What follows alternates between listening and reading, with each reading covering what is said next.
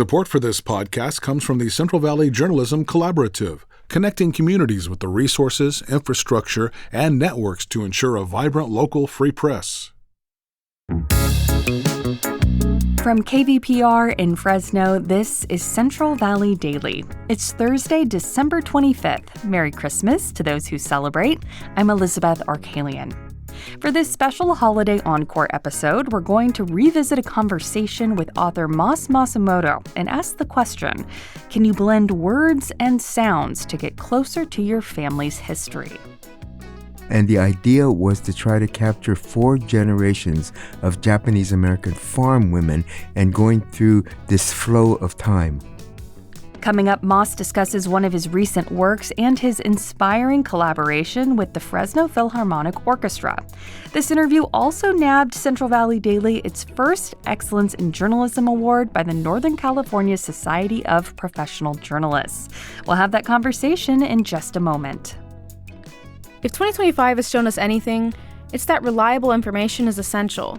KVPR is now 100% community funded, and we need you to keep that information flowing. Make your year-end gift to KVPR now at kvpr.org/donate. And now to our feature story. Mas Masumoto is a Japanese organic farmer and author from the Central Valley. He's perhaps best known for his 1995 book, Epitaph of a Peach. His work has long focused on the deep roots of his own family. His writing has examined the life that he and his relatives have lived. And in his recent book, Shadow Music, Masumoto brings us not just a new side to these stories, but also was able to incorporate sounds with help from the Fresno Philharmonic Orchestra. Earlier this year, the Philharmonic performed a composition based on the book. The 5-part piece is titled Maguru, Dreams of Harvest. I sat down with Mas in the KVPR studios to hear about his book and the performance, and he starts our conversation by explaining how this all came together. I originally wrote a manuscript called Music of Ghosts, and Rei Hotora, the music director of the Philharmonic, had approached me because she wanted to try to do something different with the Philharmonic. And it started about 7 or 8 years ago. I wrote this essay, Music of Ghosts, and then they paired us with 2 Japanese-American composers, 2 young women, one from the Bay Area and one from L.A., and they then took the manuscript, which the manuscript then ended up becoming a book that I wrote called Shadow Music, and they made this musical composition that's about 15 to 20 minutes that the Fresno Philharmonic has played, and it's amazing, just amazing.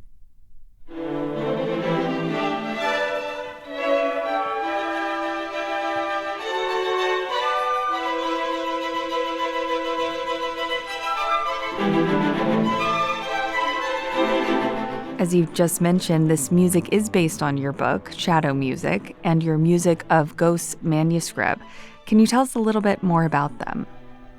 When I was approached, Rei Hotora asked, you could write anything, and wanting to maybe focus on one community. So I started to focus on the Japanese American community, and the more I thought about it, the more I thought one of the stories that hasn't been told is from the perspective of women.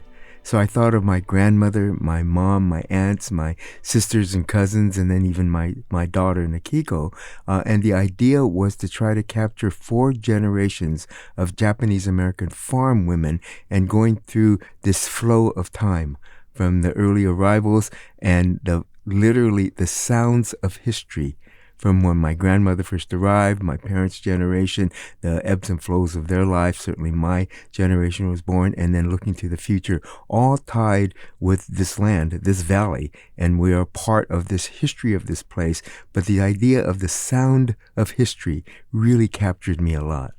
Wow, yeah, I'm thinking of heritage explored through music. That's a really beautiful idea, and this piece was written not by you, but by these composers that you mentioned, Hitomi and Erika Oba.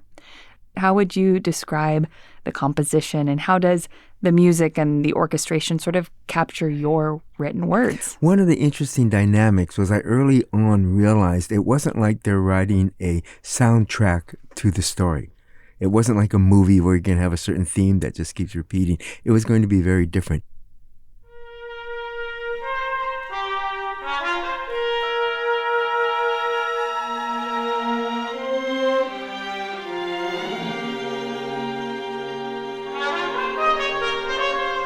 the very unique thing about Hitomi Oba and Erika Oba are they're jazz musicians, and they've recorded and done a lot of composition with jazz. So I kept thinking, wow, how would jazz fit with the Fresno Philharmonic? And I was having this wonderful, imagination thinking of that.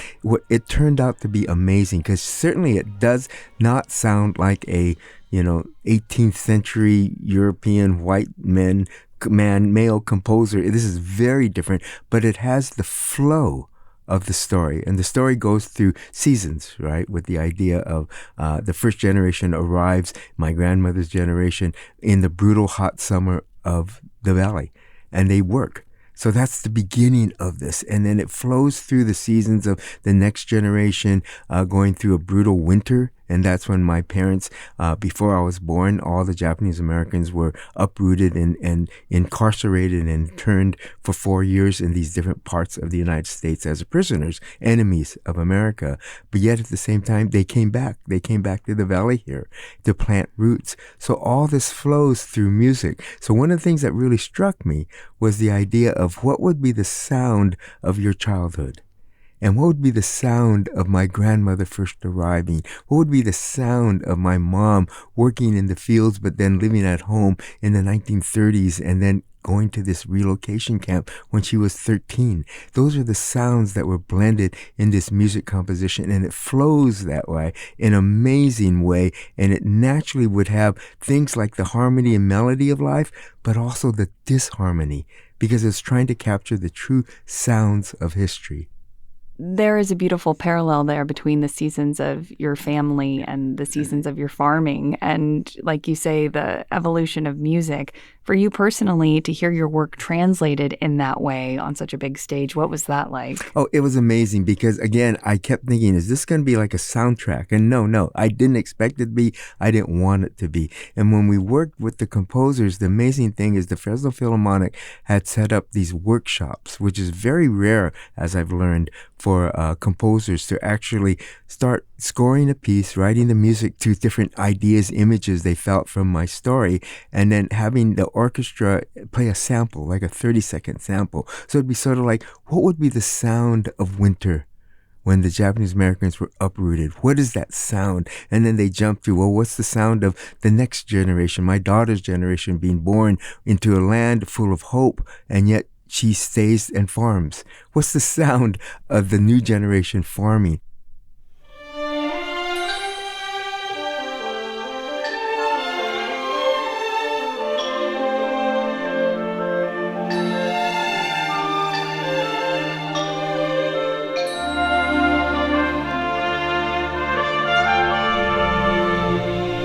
So all that got woven into this manuscript, this wonderful music composition that tries to capture all that, and at the same time understand the dynamics of this time that passes, the emotions that passes, and it adds this emotional level to history. History isn't just dates and figures and powerful people and the victors. It's about everyday people, and that's what I think makes this project so unique.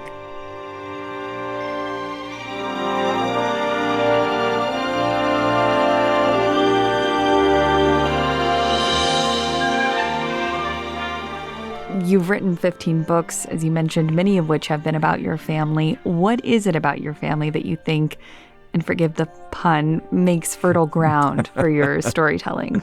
Well, I think it's exactly that. We forget that when you farm and grow things like organic peaches and nectarines and grapes, there's a central element. There's emotions that are tied with it. It's not just a commodity that we grow. And that's what translated into my stories. And it was amazing, because when I first came back to the farm, I was raised on the farm, and like a lot of good farm kids, I couldn't wait to run away. So I ran off to Berkeley thinking that, I would never come back. My parents never would come visit me at crazy Berkeley, and they never did. And then as an extension, I said, this isn't far enough. So I went to Japan and lived in Japan for 2 years. Ironically, when I'm in Japan trying to search out this new culture, I end up going back to the village my grandparents immigrated from in southern Japan, Kumamoto. and living there and working on the rice farm.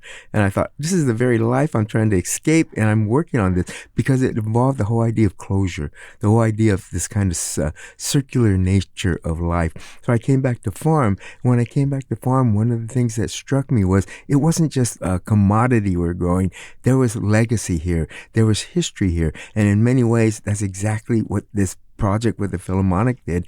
It captured the idea of that sounds of history, which involves emotions. It involves sensual elements, and all this gets woven through. And I love the way the project turned out, but it also does reflect the idea of we farm in a different way. And this is what I think real farming is all about. That was my conversation with author and farmer Mas Masumoto. Earlier this year, the Fresno Philharmonic performed Maguru Dreams of Harvest, which is based on Masumoto's book, Shadow Music.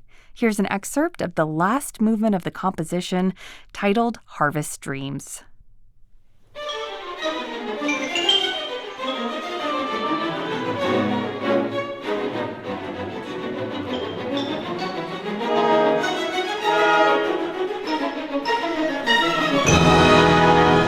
And that is today's show. Today's episode was produced by Jonathan Linden and KVPR with support from the Central Valley Journalism Collaborative. I'm Elizabeth Arkalian. Find the latest local news anytime at kvpr.org.